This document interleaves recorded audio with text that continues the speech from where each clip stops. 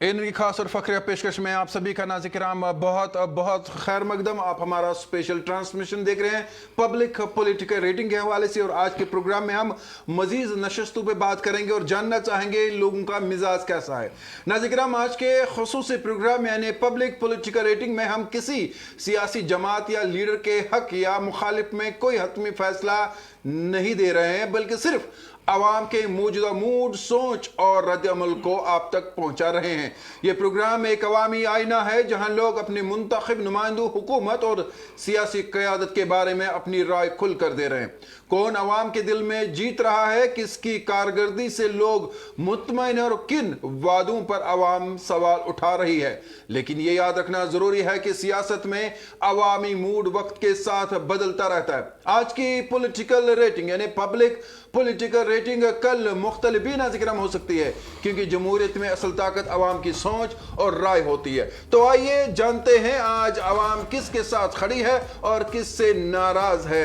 मेरे साथ आज के प्रोग्राम में फिर एक बार मेरे साथी मुदस्सिर याकूब मौजूद है। मुदस्सिर याकूब, पब्लिक पॉलिटिकल रेटिंग, क्या कुछ कहेंगे आप इस प्रोग्राम के बारे में? अस्सलाम वालेकुम ख़वातीन और हज़रात, मैं और मेरा साथी तारिक भट्ट इस प्रोग्राम को पिछले एक हफ्ते से आप तक पहुंचा रहे हैं। पिछली बार हमने बात की थी कई कॉन्स्टिट्यूंसीज की, और जब हमने इख्तिताम किया था सैटरडे के दिन इस प्रोग्राम का, तब हमने जो है आपको रामबन के बारे में कहा था। रामबन कॉन्स्टिट्यूंसी आप तक पहुंचाई थी, बानिहाल बाकी है, जिससे आज के प्रोग्राम में इंशाल्लाह शुरुआत करेंगे। लेकिन उससे पहले देखेंगे मजमूई तौर पर अब तक कौन सी पार्टी हाईएस्ट रेटिंग के साथ सामने आई है। आपकी टेलीविजन स्क्रीन पे हम आपको दिखाएंगे कि इस वक्त मजमूई तौर पर जब देखा जाए तो नेशनल कॉन्फ्रेंस 19 सीटों पे लीड कर रही है, पीडीपी 13 सीटों पे, जबकि अपनी पार्टी 6 सीटों पे और कांग्रेस जो है 4 पे है।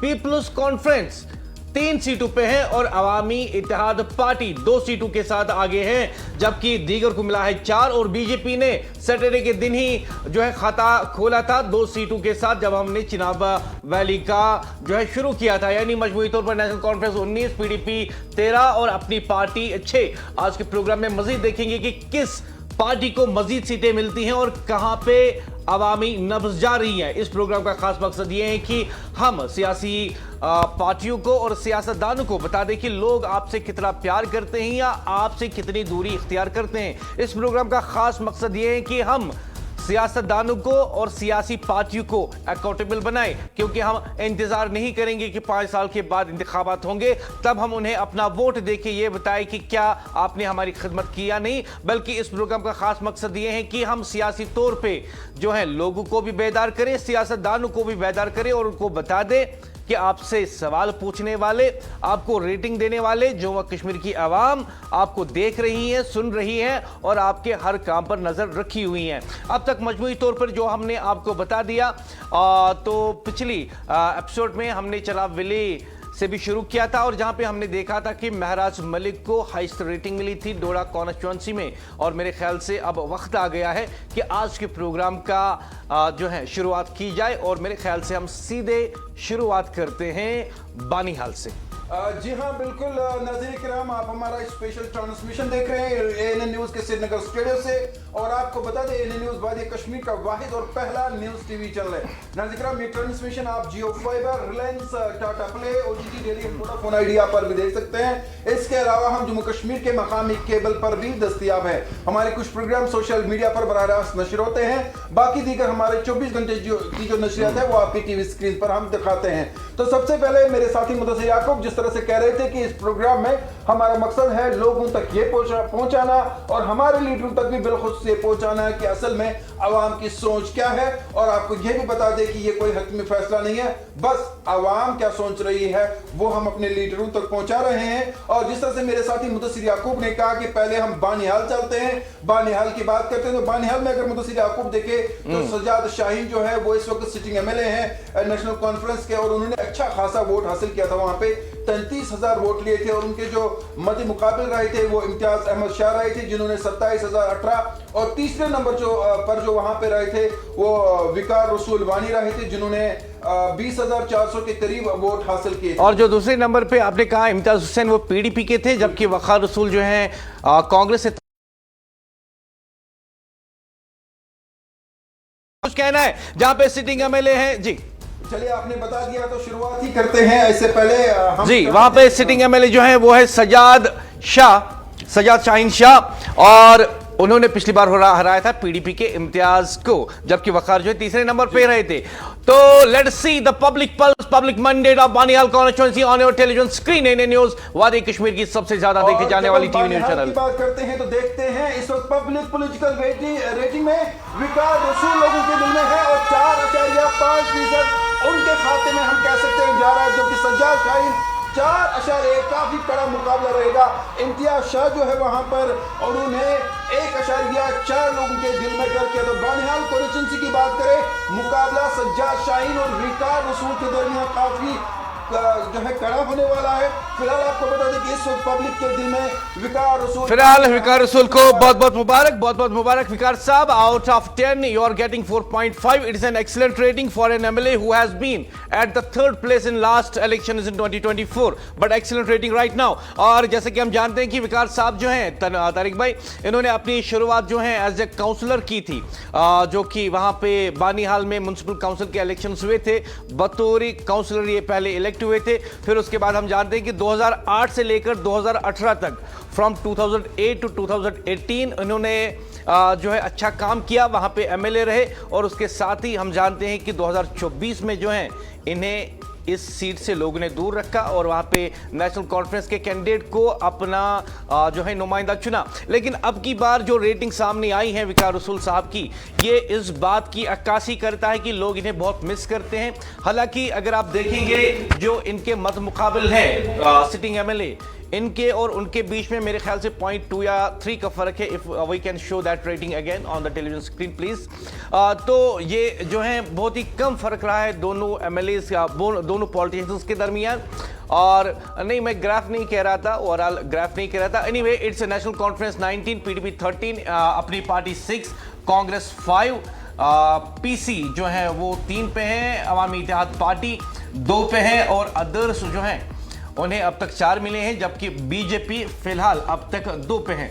और जब हम बानिहाल की बात करते हैं तो बानिहाल में हम देख रहे हैं कि वकार रसूल को ढेर सारा प्यार मिला है। लेकिन सज्जाद शाहीन के साथ मुकाबला भी मुदस्सिर याकूब का रहेगा, बहुत नजदीकी है, यानी कुछ पॉइंट्स की फर्क है। तो हम कह सकते हैं कि दोनों के दरमियान जो आने वाले इंतखाबात में लोग इन 30 साल में ये डिसाइड करेंगे, ये सोचेंगे कि कौन आवाम की खिदमत कर रहा है। उसके बाद सज्जाद शाहीन हो या हमने देखा जो दूसरे नंबर पे वहां पर पीडीपी के कैंडिडेट थे, उन्हें भी अच्छा खासा वोट हासिल किया है। और कांग्रेस, यानी तीनों पार्टियों के दरमियान जो है मुकाबला बहुत अहम रहने वाला है। लेकिन अभी जो आने वाले कुछ महीने हैं, इनमें पब्लिक का मिजाज क्या रहेगा मुदस्सिर याकूब, वो वक्त ही तय करेगा। क्यों ना हम आगे चले। जी हाँ, बिल्कुल। लेकिन उससे पहले कहना चाहूंगा कि जो बानिहाल की सीट है ये अक्सर और बेशतर कांग्रेस के पास ही रही है। जैसे कि 2008 से लेकर 2018 तक, 2018 तक जो है विकार रसूल वहां पे एमएलए रहे, जबकि सज्जाद शाहीन 2008 और 2014 में हार चुके थे। और काफी अरसे के बाद जो है सज्जाद शाहीन इस सीट को जीत जाते हैं। और यहां पे लेकिन विद इन 2 इयर्स आप देख लीजिए कि पब्लिक मैंडेट, पब्लिक का पल्स चेंज हो जाता है एंड यहां पे वो फिर जो है वकार रसूल के हक में जाता है। तो कहीं ना कहीं एक बात तो साफ जो है नजर आ रही है यहां पे कि वकार रसूल ने जो पिछले 2 दहाइयों से या 1 दहाई में जो वहां पे काम किया है, शायद सिटिंग एमएलए उतना नहीं कर पा रहे हैं, जिसकी वजह से मूड जो है पब्लिक का फिर से वकार की तरफ जा रहा है। लेकिन जब तक इलेक्शंस आते हैं, अभी 3 साल हैं इलेक्शन में, तब तक पब्लिक का मूड क्या रहता है, या हो सकता है कि सिटिंग एमएलए अब जो है इनसे बेहतर काम करके दिखाई तो मूड कैन चेंज। लेकिन मुदस्सिर आपको मैं हमेशा अपने प्रोग्राम में एक बात जरूर कहता हूं, और वो ये बात है कि वक्त में जो है उतना टाइम नहीं लगता है जिस तरह से हम पहले देखते थे कि काफी वक्त है, अभी 3 साल है, लेकिन आंख इंसान बंद कर देता है, समझ ही नहीं आता कि महीना कहां से गया। अच्छा, और एक बात मुदस्सिर ज़िमनन मैं आपको यहां पे कहूंगा और मैं चाहूंगा कि आप मुझे उसका सही जवाब दें और जमीनी हकीकत भी बताएं। गलत जवाब जब से आपको तारिक भाई नहीं कभी नहीं दिया क्योंकि ये इदारे से रिलेटेड है, तो मैं उम्मीद करूंगा। जी जरूर। तो सवाल यह है कि जब से हमने ये पब्लिक पॉलिटिकल रेटिंग की, क्या आप जमीनी सतह पर देख रहे हैं कि पॉलिटिकल जो एक्टिविटीज है वो बहुत ज्यादा हो गई हैं? क्योंकि मुझे बहुत सारे लोगों ने कहा कि जब से आपने प्रोग्राम शुरू किया है पॉलिटिकल एक्टिविटीज काफी ज्यादा अभी जमीनी सतह पर देखी जा रही है। देखिए, ये प्रोग्राम का मकसद ही है कि पॉलिटिकल अकाउंटेबिलिटी बढ़ाना और पॉलिटिकल अवेयरनेस बढ़ाना। जब हम इस नियत के साथ इस प्रोग्राम को करते हैं और लोगों को फायदा हो जाता है, पॉलिटिशियंस जो हैं फील्ड में एक्टिव हो जाते हैं, तो उसका बराह रास्त फायदा जो है आम लोगों को पहुंचता है, कॉन्स्टिट्यूंसी को पहुंचता है। आपने सही कहा, एक्टिविटीज बढ़ चुकी हैं और लोग जो है मुतहरिक हो गए हैं। पॉलिटिशियंस चाहे उन्होंने जीता हो या हारा हो, वो भी मुतहरिक हो गए हैं। और माशाल्लाह, जैसे कि मैं चाहता हूं कि इससे भी ज्यादा एक्टिविटीज होनी चाहिए हमारी जम्मू कश्मीर में, ताकि हम पूरे मुल्क को एक पैगाम दे कि देखो जी जमहूरियत किसे कहते हैं, कश्मीर जम्मू कश्मीर के लोगों से सीखो और कैसे आप अकाउंटेबल बना सकते हैं पॉलिटिशियंस को। मैं आपको बार बार कहता हूं कि यहां कश्मीर में आप अनबख्त नहीं देखेंगे। हम मेरिट पे फैसला करते हैं और हम यहां पे पढ़े लिखे लोग हैं। हम जो है यहाँ पे ऑन मेरिट्स डिसाइड करते हैं कि कौन आगे जा सकता है पॉलिटिक्स में, कौन नहीं जा सकता और है। जी मुदस्सिर याकूब, और एक अहम बात इससे पहले कि हम आगे चले वो ये है कि पूरे मुल्क में किसी भी मीडिया हाउस ने पहली बार इस तरह का प्रोग्राम किया है। और मैं फिर एक बार यही कहूंगा कि मुझे लगता है कि इसका credit ANN management, ANN team को जाता है, क्योंकि पहली बार मुदस्सिर याकूब इस तरह का प्रोग्राम हुआ है। बिल्कुल सही। देखिए, असल में बात यह है कि जो दीगर रियासतों में जब आप देखते हैं तो वहाँ शायद मीडिया कहीं ना कहीं सरकार के साथ अच्छे ताल्लुकात रखना चाहती है, ताकि उन्हें ज़्यादा से ज़्यादा मुरायत या फ़ायदा मिल सके मुख्तलिफ शेप्स में। नहीं, हम भी चाहते हैं, लेकिन दूसरी बात यह है कि हम वो मुरायत, हम वो मुरायत जो है इसके इवज़ नहीं ले सकते हैं कि हम अपनी इथिक्स और ऑनेस्टी के साथ सेक्रीफाइस करें। तो मेरा ये कहना है कि भले ही हुकूमत को हो सकता है इस प्रोग्राम की वजह से उनकी पॉपुलैरिटी, उनकी रेटिंग जो है डाउन हो जाए, लेकिन हम यही चाहेंगे कि वो अच्छा काम करे। भले ही हमें जो है किसी तरीके का नुकसान भी उठाना पड़े फाइनेंशियली तौर पे, भले ही हमें जो है कंसर्न डिपार्टमेंट्स बताए कि आपके एडवर्टीजमेंट्स हम कम कर देंगे या नहीं देंगे, but the people of the nation comes first. बहुत अहम बात कही। मुझे लगता है कि कभी इस पे आप और मैं बात करें, बहुत सारी चीजें सामने आएगी। बहरहाल नाज़रीन, हम आगे चलते हैं और एक कॉन्स्टिट्यूंसी की और देखते हैं क्या है पब्लिक नब्ज। और हम चलते हैं पूंछ, और पूंछ में अगर हम बात करें, एजाज अहमद जान जो है वहां पर नेशनल कॉन्फ्रेंस के अभी सिटिंग MLA हैं। उनके मत मुकाबिल वहां पर रहे थे चौधरी अब्दुल गनी जो कि BJP के थे, और तीसरे नंबर मुदस्सिर याकूब वहां पे रहते शाह मोहम्मद तांत्रे जम्मू कश्मीर अपनी पार्टी के। और हमने देखा कि वहां पर एजाज अहमद जान ने बहुत ही अच्छे खासे वोट हासिल किए, करीबन 41,000 वोट हासिल किए थे, जबकि दूसरे नंबर पे जो BJP के थे उन्होंने 20,000 के करीब वोट हासिल किए थे, और अपनी पार्टी ने करीबन 9,000 के वोट करीब हासिल किए थे। जी हाँ, बिल्कुल। जब हम पूंछ की बात करते हैं, जिसे अब जो है डिलिमिटेशन कमीशन के बाद जो है अब इसे पूंछ हवेली के नाम से जाना जाता है, लेकिन जम्मू कश्मीर के लोग इसे पूंछ के नाम से ही याद करते हैं। जैसे कि आपने खूब कहा कि एजाज जान जो है वहाँ पे वो MLA है, आज़ादाना तौर पर उन्होंने इलेक्शन लड़ा था। हालांकि इससे पहले जो है वो कांग्रेस के साथ जुड़े हुए थे, लेकिन अब की बार कांग्रेस से टिकट नहीं मिला, तो उन्होंने जो है वहाँ पे आज़ादाना तौर पर बतौर इंडिपेंडेंट कैंडिडेट इलेक्शंस लड़े। लेकिन अब की बार लोगों का क्या कुछ कहना है, तो चलिए देखते हैं पूंछ हवेली, जहाँ पे सिटिंग MLA है एजाज जान, जिन्होंने पिछली बार जो है हराया था चौधरी अब्दुल गनी को। बहुत ही बड़ा फर्क रहा था, लेकिन अब की बार पब्लिक का मिजाज क्या है पूंछ कॉन्स्टिट्यूंसी में, देखते हैं आपकी टेलीविजन स्क्रीन पे। तो दिखाइए क्या है नाज़रीन पब्लिक का मिजाज वहां पर। और जी हाँ, बिल्कुल। वहां पे एजाज जान जो है इस वक्त MLA हैं और उन्होंने पिछली बार हराया था चौधरी अब्दुल गनी को। इस वक्त पब्लिक पॉलिटिकल रेटिंग क्या कहती है on your television screen? It's Ejaz Jan 6%, excellent Abdul Ghani 4%, और अदर्स को मिला है 0-0। यानी एजाज जान जो है अभी लोगों की दिलों में जिंदा है और लोगों के चाहते हैं। इस तरीके से एजाज जान जो है Jammu and Kashmir national conference के ये जो है नेशनल कॉन्फ्रेंस के MLA हैं। जी, मैं जी बिल्कुल। जी, नेशनल कॉन्फ्रेंस के MLA हैं, तो बहुत ही बहुत मुबारक। यहाँ पे नेशनल कॉन्फ्रेंस के हक में एक और सीट जाती हुई एजाज जान साहब, बहुत बहुत मुबारक। रेटिंग आपको मिली है 6/10, पूंछ कॉन्स्टिट्यूंसी से एक्सीलेंट रेटिंग। और ये बहुत बड़ी बात है मुदस्सिर याकूब, हमने देखा कि 41,000 वोट हासिल करना, और उनके मत मुकाबिल जो थे करीबन 50% वोट कम था उनका। तो एजाज जान की अगर बात करें तो मुझे लगता है जो ग्राउंड है उनका काफी मजबूत है, और अगर वो इसी तरह से आवाम की खिदमत करते रहे, काम करते रहे, तो शायद आने वाले इंतखाबात में भी वो इसी तरह से बाजी मार पाएंगे। क्योंकि वक्त के साथ साथ आपने आवाम के काम भी करने, और जब आप आवाम के साथ घुल मिल जाते हैं, आवाम के साथ बैठते हैं, उनके मसाइल का हल ढूंढते हैं, तो अवाम आपको फिर से चुनती है। वक्त काफी है, अवाम का मिजाज कभी भी बदल सकती है, इसलिए हमारे एमएलएस के लिए, हमारे मंत्रियों के लिए बहुत जरूरी है कि ग्राउंड जीरो पर वो अवाम की खिदमत करे, अवाम के काम करे, ताकि अवाम फिर एक बार उन्हें आने वाले एडिशन में मनपसंद लीडर करार दे। जी, और फिलहाल मैं यहाँ पे मौजूद चाहूंगा कि मुझसे एक गलती हो गई थी, मैं कंफ्यूज हो गया था।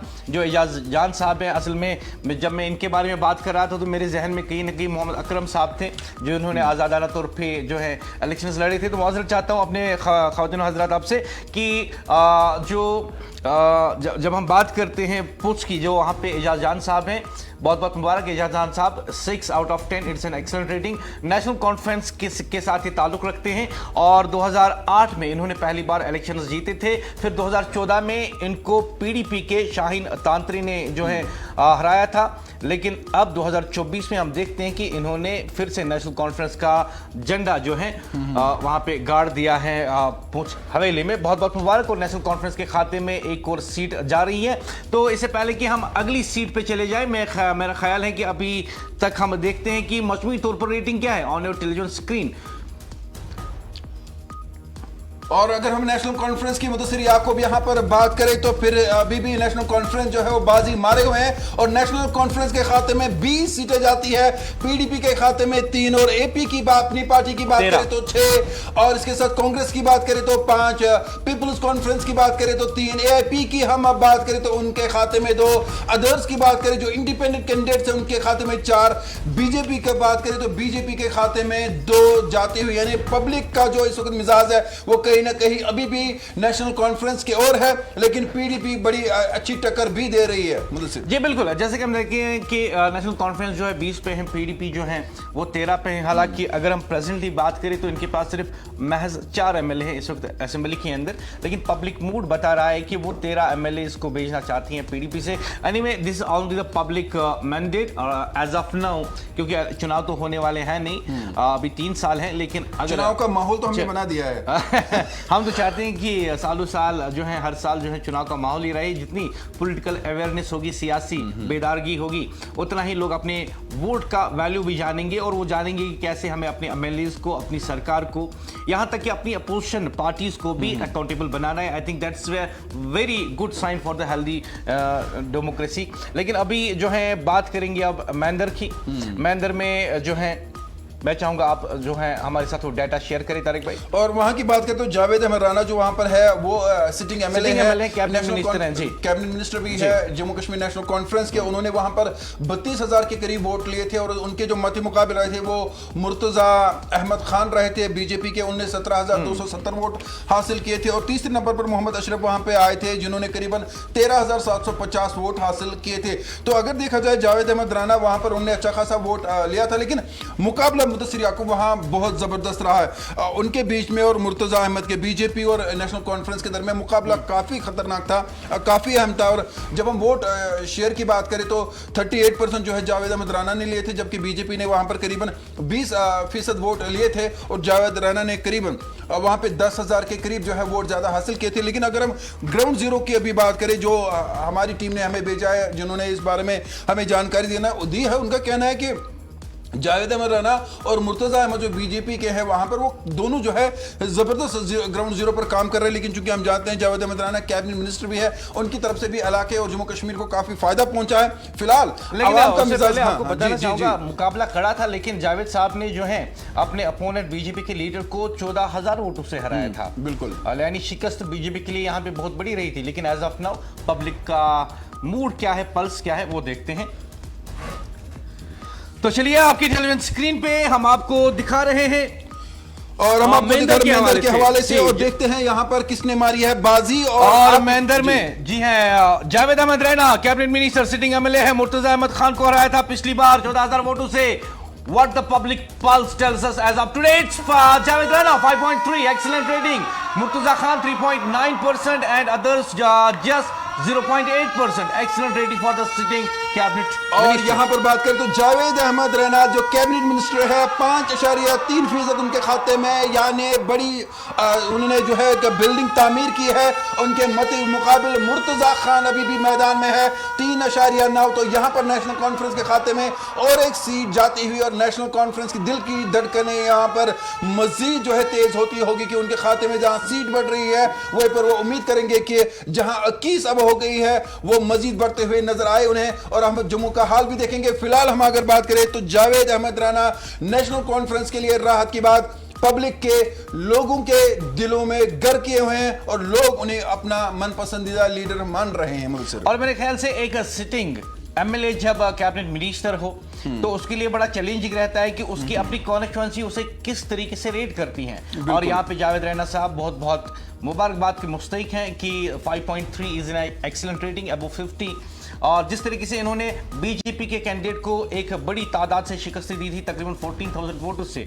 अब भी जब आप रेटिंग देखते हैं अब की तो साफ साफ नजर आता है कि अब की बार अगर इस वक्त इलेक्शन होते हैं तो जो मार्जिन रहेगा इनकी जीत का वो इससे भी ऊपर रहेगा, जैसे कि हम परसेंटेज देखते हैं लोगों का मूड। और तारिक भाई आपको बता दूं कि जो जावेद अहमद रैना साहब है आपको याद ही होगा, लेकिन अपने नाजरीन को बता दे जो हमें लाखों लोग टेलीविजन स्क्रीन पे देख रहे हैं कि मसूद चौधरी साहब जो हैं वो जावेद साहब के भाई हैं, जो कि एक फेमस बड़ी ही दिलचस्प आई मीन टू से very one of the favourite IPS officers in Jammu and Kashmir रह चुके हैं। और साथ ही में उनकी रिटायरमेंट के बाद उन्हें बाबा गुलाम शाह बादशाह यूनिवर्सिटी का वाइस चांसलर भी जो है बनाया गया था। 2002 में पहली बार जो है जावेद साहब ने इलेक्शंस लड़े थे, एनसी के साथ ही वाबस्ता रहे थे। और 2008 में इन्हें पीडीपी के रफीक खान ने हराया था और 2014 में मेरे ख्याल से ये जीत गए थे। और 2024 में एक बार फिर इन्होंने नेशनल कॉन्फ्रेंस की फतह का झंडा जो है महेंद्र में गाड़ दिया था और अभी भी लोगों के दिलों में है। मुदस्सिर याकूब, यहाँ आगे चलते हैं और एक सीट के बारे में बात करते हैं और चलते हैं सरंगकोट। वहां पर लोगों का मिजाज क्या है, लोग क्या कुछ कर रहे हैं, लोगों के दिलों में क्या है, वो भी जो है कुछ वक्त के बाद पता चलेगा। वहां पर बात करें तो वहां पर अभी जो सिटिंग एमएलए है वो चौधरी मोहम्मद अकरम है, इंडिपेंडेंट है। और उनके मत मुकाबिल वहां पर रहे थे मोहम्मद शहनवाज जो कि आईएनसी के थे, इंडियन नेशनल कांग्रेस के। और तीसरे नंबर पर मुदस्सिर याकूब वहां पर भारतीय जनता पार्टी के थे, मुश्ताक अहमद बुखारी।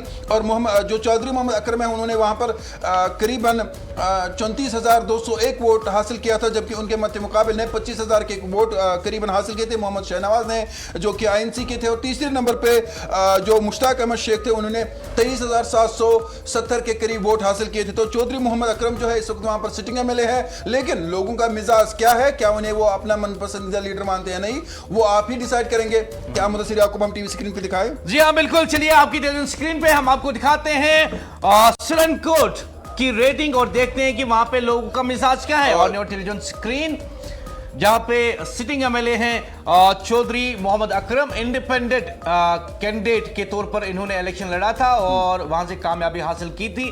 बीजेपी जो है यहां से तीसरे नंबर पर आई थी। जी पहले हम दिखाएं कि किसके खाते में कितनी सीटें पब्लिक रेटिंग जा रही है, वो दिखा दें। उसके बाद हम चलते हैं सरंगकोट। जी, और मैं अपने प्रोड्यूसर से कहूंगा कि दिखा दें और आप उस पर बता दें। जी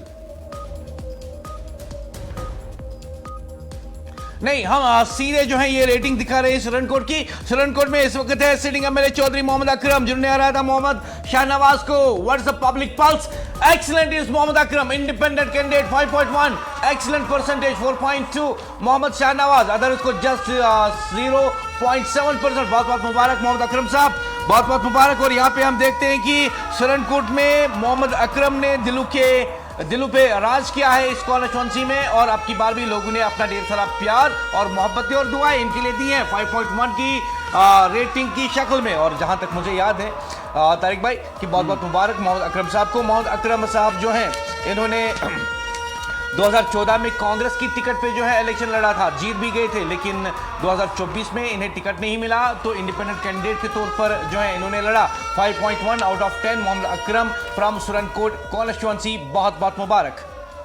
जी हाँ मुदस्सिर याकूब, हम जिस तरह से बात कर रहे हैं और आगे भी बढ़ेंगे और आगे भी बात करेंगे, लेकिन इससे पहले अपने नाज़रीन को फिर एक बार दिखाएंगे कि इस वक्त किस पार्टी के पास कितने जो है वो सीटें मिल रही है पब्लिक पॉलिटिकल रेटिंग में। फिलहाल जिस तरह से हम देख रहे हैं मोहम्मद अकरम सरनकोट कॉन्स्टिट्यूंसी, उनको हमारी तरफ से मुबारक। लेकिन आपकी टीवी स्क्रीन पर आप दिखाना चाहेंगे नेशनल कॉन्फ्रेंस हो, पीडीपी हो या दीगर जो पॉलिटिकल पार्टीज हैं उनके खाते में क्या कुछ है? मेरे साथी मुदस्सिर याकूब जी, नेशनल कॉन्फ्रेंस को अब तक मिले हैं 21 सीट, पीडीपी को 13, अपनी पार्टी को 6 और कांग्रेस जो है वो भी आगे जा रही है 5 के साथ। पीपल्स कॉन्फ्रेंस जो है फिलहाल 3 पे है और अवामी इत्तेहाद पार्टी 2 पे लीड कर रही है, जबकि दीगर को 5 मिले हैं और बीजेपी जो है वो अभी 2 पर ही है। आगे देखना होगा कि क्या कुछ देखने आता है सामने जैसे हम अगले कॉन्स्टिट्यूएंसीज की तरफ जाएंगे। फिलहाल नेशनल कॉन्फ्रेंस 21, पीडीपी 13, अपनी पार्टी 6, कांग्रेस 5, पीपल्स कॉन्फ्रेंस 3, अवामी इत्तेहाद पार्टी 2, अदर्स जो हैं उनको अब तक मजमूई तौर पर 5 मिले हैं, जबकि बीजेपी को अब तक 2 मिले हैं। और ख़वातीन और हज़रात, हम आपको बता दें कि सुरनकोट की जो हमने आपको रेटिंग दिखाई, वहां पे इंडिपेंडेंट कैंडिडेट जो है मोहम्मद अकरम, उनके बारे में मैं आपको बता दूं 2014 में उन्होंने कांग्रेस की टिकट पर इलेक्शन लड़ा था, लेकिन साफ साफ दिखाई देता है कि बतौर एमएलए उन्होंने बहुत अच्छी मेहनत और बहुत अच्छी खिदमत जो है अपने कॉन्स्टिट्यूंसी में लोगों की थी। यही वजह है कि 2024 में भी उन्होंने लोगों ने अपना एतमाद उसे दिया, जबकि वो एज एन इंडिपेंडेंट कैंडिडेट वहां पे लड़ रहे थे क्योंकि कांग्रेस की तरफ से टिकट नहीं मिला। लेकिन अच्छी बात यह है कि आज जब हम 2 साल के बाद ये पब्लिक रेटिंग आप तक पहुंचा रहे हैं, तो एक बार फिर जो है सुरनकोट के लोगों ने कहा कि अकरम साहब ही हमारे फेवरेट लीडर हैं और सबसे ज्यादा रेटिंग उन्हें दी है। और चलते हैं नाज़रीन हम यहाँ पर राजौरी, और राजौरी की बात करें तो वहां पर इस वक्त जो सिटिंग एमएलए हैं वो इफ्तिकार अहमद है। और आपको बता दें कि इसके बाद हम और जगहों पे चलेंगे, लेकिन मुझे लगता है कि मेरे पास जो इसका डेटा है वो मौजूद नहीं है। मेरे साथी मुदस्सिर याकूब, क्या आप कंटिन्यू करेंगे राजौरी के हवाले से? जी हाँ, बिल्कुल। और मैं आपको बता दूं कि ये जो इफ्तिकार साहब है, जब इन्होंने इलेक्शन जीता था तो हमने जो है इनका इंटरव्यू भी किया था और बहुत अच्छे एमएलए हैं इस वक्त भी। और मैं आपको बता दूं कि राजौरी में इन्होंने इलेक्शन लड़ा था, 45% वोट शेयर इन्हें मिला था और कुल मिलाकर जो है इनका वोट शेयर जो था, वोट जो थे वो थे 28,000 के करीब, जबकि इन्होंने बीजेपी के विबोध कुमार को हराया था जिन्हें मिला था महज 27,000 वोट्स इसके आसपास। जबकि तीसरे नंबर पे वहां पे इंडिपेंडेंट कैंडिडेट थे मियां मोहम्मद महफूज। लेकिन अहम बात यह है कि इफ्तिखार ने जिस तरीके से हर कम्युनिटी, हर मोहल्ले और हर जगह जाकर वोट मांगे, पहले हम देखते हैं स्क्रीन पे कि लोगों का मिजाज क्या। जी हाँ, देखते हैं लोगों का मिजाज क्या है। ऑन टेलीविजन स्क्रीन हम दिखाएंगे आपको राजौरी के बारे में, जहां पे राजौरी के लोगों के दिलों में कौन घर कर रहा है हम आपको दिखाएंगे आपके टीवी स्क्रीन पर। तो यहाँ पे सिटिंग एमएलए है इफ्तिखार अहमद, जिन्होंने हराया था बीजेपी के विबोध कुमार को। The public pulse, public mandate on NA news Wadi Kashmir की पहली channel. Iftikhar Ahmed is 5.1, excellent rating for the sitting MLA. बहुत बहुत मुबारक इफ्तिखार साहब। और विबोध कुमार को जस्ट 4% नीचे आ गई है इनकी रेटिंग, जबकि अदर्स को मिला है 0.9%। और यहाँ पे कांग्रेस के खाते में एक और सीट जाती हुई इफ्तिखार अहमद की शक्ल में। बहुत बहुत मुबारक। और अच्छी बात यह है कि जो इफ्तिखार अहमद हैं अपनी कॉन्स्टिट्यूंसी को अच्छी तरह शुरू कर रहे हैं और साथ ही में, और जी हाँ नाज़रीन यहाँ पर बताएंगे पब्लिक पॉलिटिकल रेटिंग की बात करें तो यहाँ पर इफ्तिकार अहमद राजौरी कॉन्स्टिट्यूंसी से 10 में से 5.1 जो है वो पॉइंट्स ले हैं, यानी लोगों के दिलों में है और इनकी तरफ से उन्हें पब्लिक पॉलिटिकल रेटिंग में मुबारक हो। और जिस तरह से मेरे साथी मुदस्सिर याकूब भी बता रहे थे कि जब हम इफ्तिकार अहमद की बात करते हैं जो इंडियन नेशनल कांग्रेस के हैं, इन्होंने अच्छा खासा वोट भी लिया था और अभी लोगों के दिलों में घर कर रहे हैं। वक्त आगे बहुत कुछ तय करने जा रहा है, लेकिन हम यहाँ पर फिर एक बार यही करेंगे कि जो हमारा ये प्रोग्राम है इसका मकसद यही है कि जो हमारे लीडरान हैं उनके बारे में आवाम क्या सोच रही है वो दिखाए। फिलहाल हम अगर बात करें राजौरी तो वहां पर इफ्तिकार अहमद लोगों के दिलों में घर किए हुए हैं और कांग्रेस के खाते में और एक सीट जाती हुई दिलों की धड़कनें तेज और जाएंगी। अच्छी बात इस कॉन्स्टिट्यूंसी के बारे में जो हम देख रहे हैं कि पिछली बार जब इन्होंने बीजेपी के राइवल को हराया था तो फासला जो रहा था, जो फर्क रहा था, मार्जिन रहा था इनकी जीत का, वो था अराउंड 1400 के करीब। लेकिन अब की बार जब आप रेटिंग देखते हैं इट्स 5.1 एन एक्सीलेंट रेटिंग, जबकि बीजेपी का जो इनका राइवल है वो मेरे ख्याल से 3 पे जो है अटका हुआ है, यानी उनकी रेटिंग डाउन हो गई है। यानी इफ्तिखार ने अपनी कॉन्स्टिट्यूंसी में बहुत अच्छे काम किए हैं या कर रहे हैं, जिनकी वजह से इनकी रेटिंग हाई हो गई है। यानी पिछली बार अगर इन्होंने 1400 वोट से हराया था अपने राइवल को, अगर इस वक्त इलेक्शन होते हैं तो ये मार्जिन जो है काफी हाई हो सकता है। 10 to 15,000 वोट्स का मार्जिन जो है इस वक्त ले सकते हैं। This is public pulse, public mandate is of now in Rajouri. तो मुदस्सिर याकूब आगे चलते हैं और उस बारे में भी आप ही बताएंगे। नौशेरा की बात करें तो वहां पर जो इस वक्त सिटिंग एमएलए है और डिप्टी सीएम है वो है सुरिंदर चौधरी, और उनके मत मुकाबिल कौन है मेरे साथी मुदस्सिर याकूब? उनके मत मुकाबल थे रविंद्र रैना, जिनको कश्मीर में सारे लोग जानते हैं क्योंकि कश्मीर भी अच्छी बोलते हैं मेरे ख्याल से। बहुत अच्छी बोलते हैं, अच्छी से भी अच्छी बोल देते हैं। हाँ, अच्छी से भी अच्छी बोलते हैं और काफी प्यार मिलता है रविंदर साहब को जो अच्छा, मुझे लगता है मुदस्सिर याकूब जब हम रविंद्र रैना की बात करते हैं तो वो बीजेपी में एक ऐसे लीडर है जिन्हें कश्मीर में सच में प्यार मिलता है। Yes, that's true.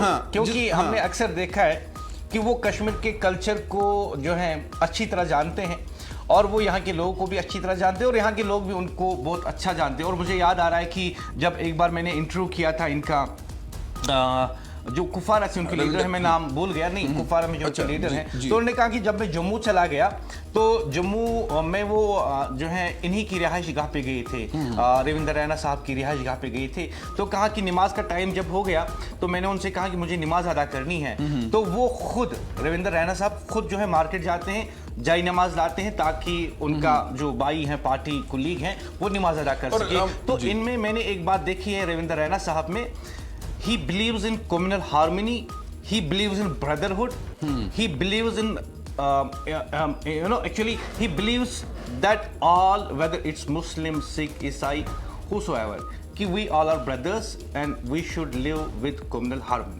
ये अच्छी बात है। और मैंने भी मुदस्सिर याकूब उनका एक इंटरव्यू किया था असेंबली इंतखाबात के दौरान श्रीनगर में, और बड़ा अच्छा इंटरव्यू रहा था। और एक क्वालिटी कुछ लीडर्स में होती है कि वो अनकटेड आपको बोलते हैं इंटरव्यू करो, कि जो भी आपको पूछना आप पूछ सकते हैं। तो रविंद्र रैना में भी वो क्वालिटी है कि वो आपसे नहीं कहेंगे कि आप क्या पूछने जा रहे हैं, लाइव तो नहीं है। तो एक ये तो सबसे बड़ी क्वालिटी होती है ना कि एक जर्नलिस्ट को आप कहते हैं कि आपके जो भी क्वेश्चन है आप पूछ ले। तो बहरहाल क्वेश्चंस की बात तो बाद में चलेगी, फिलहाल नौशेरा चलते हैं। और डिप्टी चीफ मिनिस्टर की रेटिंग है आने वाली है, बिल्कुल। और दूसरी तरफ है रविंद्र रैना साहब जो कि भाजपा के जम्मू कश्मीर यूनिट के प्रेसिडेंट भी रह चुके हैं।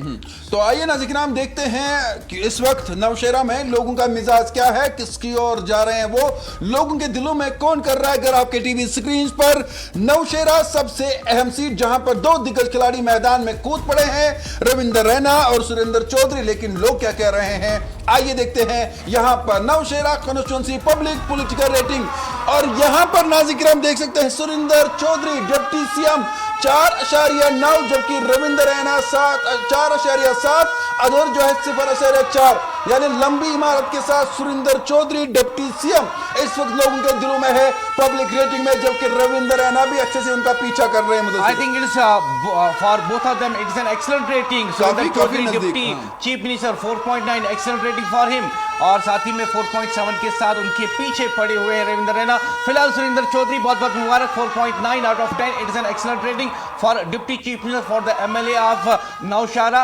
और साथ ही में ये कि कैबिनेट मिनिस्टर भी हैं, और आजकल हम देखते हैं कि बहुत सारी बयानबाजियां जो आती हैं वो इन्हीं की तरफ से आती हैं, और कहीं ना कहीं पार्टी ने, नेशनल कॉन्फ्रेंस ने इन्हें जिम्मेदारी दी है कि जो बयानात हैं आप ही की तरफ से आने चाहिए। लेकिन सबसे अहम बात यह है कि रविंद्र रैना भी उतने पीछे नहीं है, जस्ट 4.7 यानी, और सुरिंदर चौधरी 4.9, 0.2 का फर्क है, 0.2 का फर्क है, यानी अभी मिजाज। और यहाँ पे अच्छी बात यह है कि रविंद्र रैना इलेक्शन हार जाने के बावजूद भी एक डिप्टी चीफ मिनिस्टर के इलाके में जो कॉन्स्टिट्यूएंसी है वहां पे 0.2 से पीछे है, यानी आने वाले दिनों में दोनों को बहुत मेहनत करनी होगी मेरे ख्याल से। बहुत ज्यादा मेहनत। मुदस्सिर याकूब डिप्टी सीएम के मध्य मुकाबले एक ऐसा शख्स है जो एमएलए भी नहीं है, और इस तरह से 0.2 का फर्क होना, तो पॉपुलैरिटी देख लीजिए, रेटिंग देख लीजिए, डिप्टी सीएम से जस्ट 0.2 पीछे हैं, और this is a good sign for BJP also and a good news for the National Conference also कि उनका deputy chief minister as an MLA in the Naushera is doing great work. और मुदस्सिर याकूब हमने बात किया आज इससे पहले मैं आपको बताना चाहूंगा कि जो सुरिंदर चौधरी हैं, इन्होंने 2009 में बहुजन समाजवादी पार्टी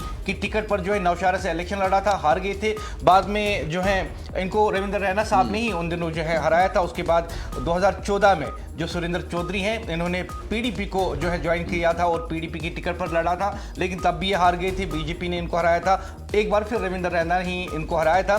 तो जुलाई 2023 में इन्होंने नेशनल कॉन्फ्रेंस को ज्वाइन किया और 2024 में जो है इन्होंने इलेक्शन लड़ा बीजेपी की टिकट पे और माफ कीजिएगा नेशनल कॉन्फ्रेंस की टिकट पे, और नेशनल कॉन्फ्रेंस ने बाद में इन्हें डिप्टी चीफ मिनिस्टर बनाया। काफी काबिल हैं, काफी ज़हीन हैं और हम देखते हैं आए दिनों की मुख्तलिफ इलाका जात का दौरा करते रहते हैं। और इनका ये मानकर आप चलिए कि जहां पे जाते हैं, जहां पे पब्लिक ग्रीवेंस देखते हैं, तो ऑफिसर्स को कहते हैं कि बस जी ये टाइम लाइन है, इसमें ये काम जो है होना चाहिए। बहुत अच्छे डिप्टी चीफ। और मुदस्सिर याकूब, यहाँ पर जब हम बात करते हैं आज जिन कॉन्स्टिट्यूंसीज के हवाले से हमने बात की, बानिहाल जहां पर कांग्रेस के विकार रसूल ने मारी बाजी, पुंछ में नेशनल कॉन्फ्रेंस के एजाज जान, मेंदर की बात करें तो नेशनल कॉन्फ्रेंस के जावेद राना, सरंगकोट की बात करें तो मोहम्मद अकरम इंडिपेंडेंट, राजौरी की बात करें तो कांग्रेस के इफ्तिकार अहमद, और इसी हवाले से अगर हम नौशेरा की बात करें तो डिप्टी सीएम जो है सुरेंद्र चौधरी, वो वहां पर लोगों के दिल में है और मारी है आज इस प्रोग्राम में उन्होंने बाजी। कल मजीद जो है कॉन्स्टिट्यूंसीज के हवाले से करेंगे बात, लेकिन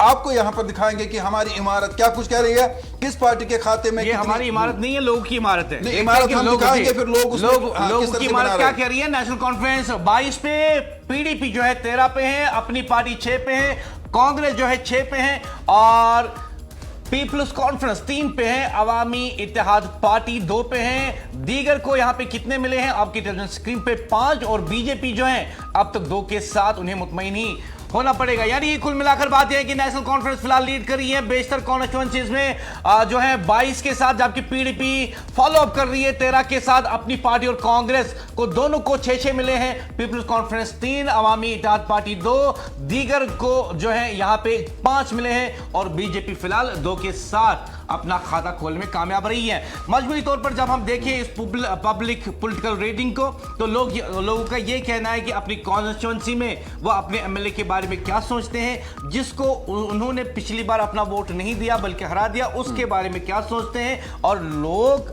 अपना मिजाज, सियासी मिजाज टीवी के जरिए, एनएन के जरिए हुकूमत तक, अपने एमएलए तक पहुंचा रहे हैं। और मुदस्सिर याकूब, मुझे लगता है कि वक्त की किल्लत है, क्योंकि हमने 8 बजे तक ये लाइव करना था और कॉन्स्टिट्यूंसीज की ओर जाना था, लेकिन कुछ हमारा ब्रेकिंग बड़ी खबर आ रही है जो हम टीवी स्क्रीन पर दिखाएंगे और हमारे प्रोड्यूसर भी बार बार कह रहे हैं कि हम ब्रेकिंग न्यूज़ की ओर जा रहे हैं। नाज़रीन, हम यहाँ पर एक छोटा सा वक्फा दोनों ले रहे हैं और आपको ले चलते हैं बड़ी ब्रेकिंग खबर की ओर। लेकिन आपको बता दी, खबर आप सिर्फ अपनी टीवी स्क्रीन पर देख सकते हैं, इसलिए एएनएन को देखते रहे। जियो फाइबर पर चैनल नंबर 1114 पर एएनएन दस्तयाब है। आपके मकामी केबल पर आप अपने ऑपरेटर से रब्ता करें और अपना केबल पर नंबर ढूंढे, और अगर आपका ऑपरेटर नहीं दिखा रहा है तो अभी मांग करें, क्योंकि एएनएन को देखने के लिए आपको कोई भी एक्स्ट्रा फीस केबल पर देना नहीं है।